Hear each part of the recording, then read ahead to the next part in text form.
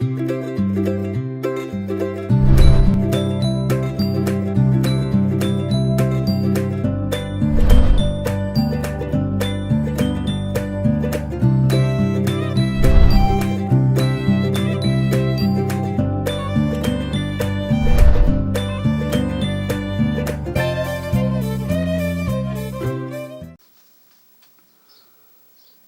aí, povo, beleza? Essa é a primeira videoaula que eu vou disponibilizar para vocês, referente àquela nossa primeira aula que a gente teve, aquele primeiro sábado, a nossa primeira reunião. Essa aula vai trabalhar o primeiro capítulo que a gente estudou, capítulo 1, Brasil Colonial, e aí eu vou topicar para vocês, colocar em tópicos, né? Então são 3 tópicos que eu vou tentar colocar. O primeiro, as grandes navegações, que depois eu vou colocar o link aqui embaixo para vocês darem uma olhada, daquele vídeo que eu passei para vocês em sala. O segundo tópico que eu vou trabalhar para vocês é colonização portuguesa e mais a presença católica dentro da colônia portuguesa. Então, primeiro Brasil, jesuíta. Depois o ciclo escravista no Brasil e toda a formação colonial. Então vamos lá para a primeira aula, dentro desse ponto. O primeiro tópico que eu vou trabalhar com vocês são as grandes navegações. As grandes navegações, principalmente o que a gente vai trabalhar dentro da sala de aula e o que a gente tem que estudar para a gente fixar bem, é tentar trabalhar como as nações europeias do século XIII, XIV e XV começaram a se explorar e adentrar o mar a fim de uma expansão territorial e com fundo mercantilista e assim por diante. Então vamos lá por pontinhos. O primeiro pensamento que a gente vai trabalhar sobre Portugal é que Portugal tinha uma grande habilidade marinha, então os portugueses se lançavam ao mar de certo ponto mais fáceis. Os portugueses tinham a facilidade de ir ao mar pescar, até porque o peixe, que é bastante consumido em Portugal, dando um exemplo, o bacalhau, ele vem do Mar do Norte. Então os portugueses saíam da região litorânea de Portugal e chegavam ao Mar do Norte para pescar. Isso facilitou quando eles começaram a se jogar a navegações mais longas, principalmente quando começaram a dar a volta, toda aquela volta perante a América, perante a África, e quando chegaram na África, quando contornaram a África, conseguiram chegar à Índia. E assim estabelecendo aquele comércio de especiarias que era muito importante na época. Visando isso, os portugueses tiveram um grande avanço tecnológico. Beleza, isso é um ponto a se entender. Mas dentro da cultura portuguesa e da cultura europeia, o mar ele ainda se trabalhava conceitos antigos. Por quê? Vamos imaginar que eles ainda pensavam que o mar o nosso planeta era reto, era plano. Você navegava até o fundo, até o final e caía. Dentro disso, alguns navegadores começaram a pensar que não. Você olhava o horizonte e conseguia enxergar a Terra côncava.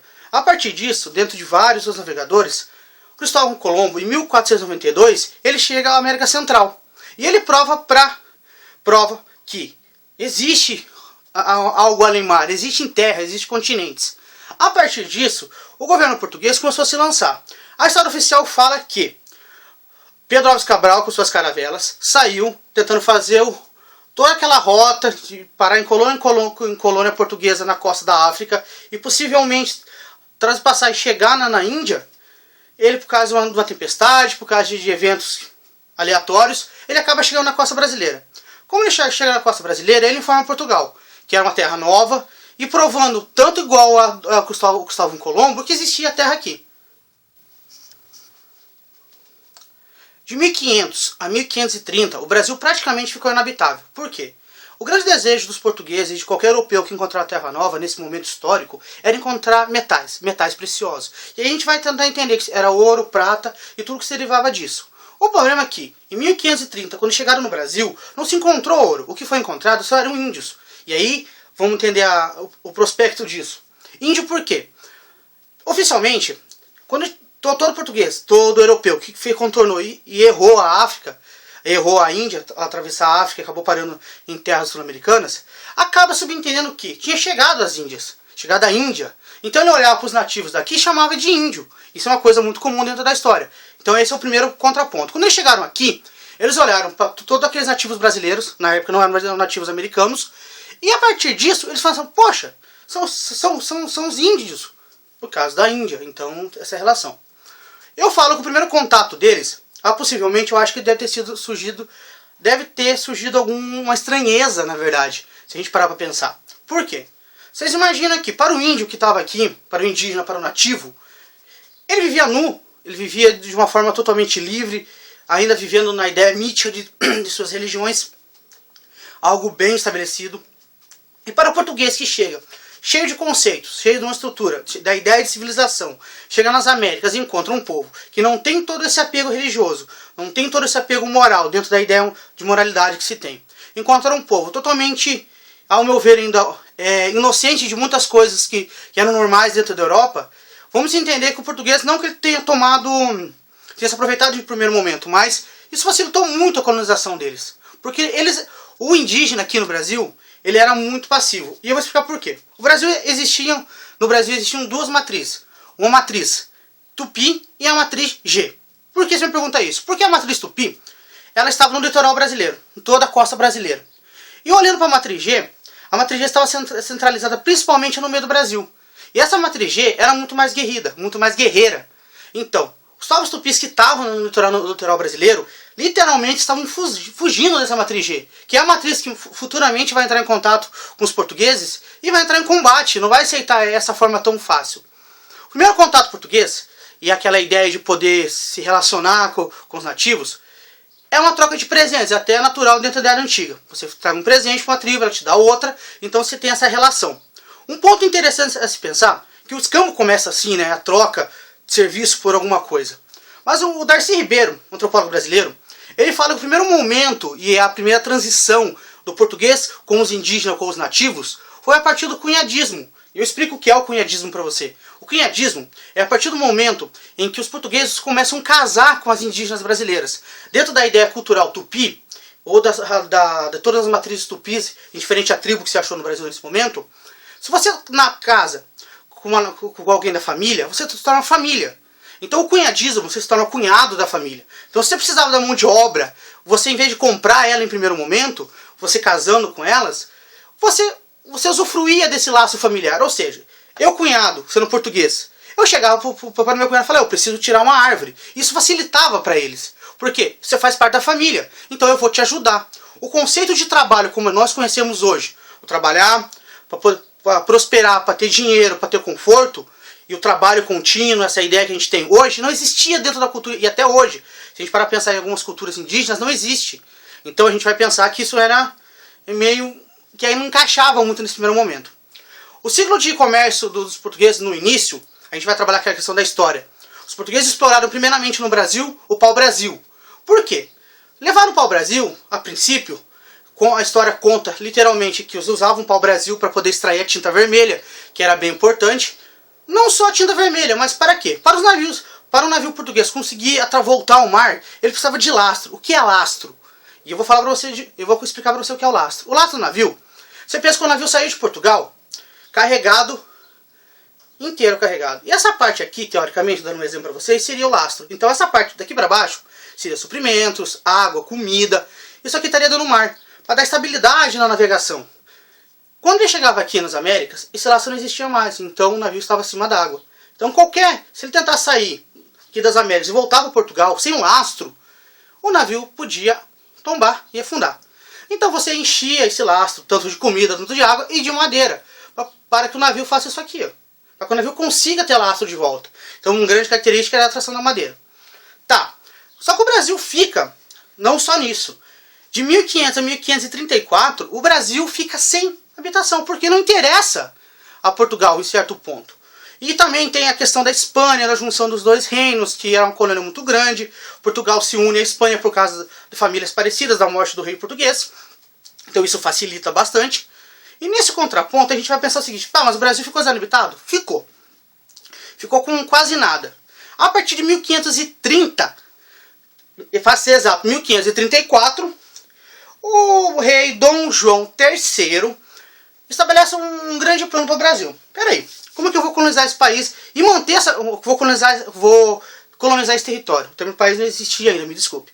Mas se eu parar para pensar, ele fica pensando como é que eu vou colonizar, como é que eu vou habitar. Ele estabelece um plano. Ele pega um mapa brasileiro e nesse mapa brasileiro ele tenta estabelecer 13 colônias. Mas é a colônia não estilo norte-americano, como se foi fundada as 13 colônias inglesas. A ideia do Dom João III era a seguinte: eu vou arrendar a terra. Vou pegar quem tem terra aqui, quem tem interesse de ir para a colônia. Então eu vou dar um título de terra, um cunhão de terra. E esse cunhão foi estabelecido pela costa brasileira. Isso foi chamado de capitanias hereditárias no Brasil. 13. E essas 13 capitanias hereditárias tentaram progredir no Brasil. Em certo ponto podemos dizer que talvez não deu certo. Porque era muita terra. Muita terra para uma família... Vamos entender que você tem todo o Pernambuco inteiro como uma fazenda sua. É muito território, é muita coisa para se administrar. Então isso não dá muito certo. O Brasil não consegue progredir nesse ponto.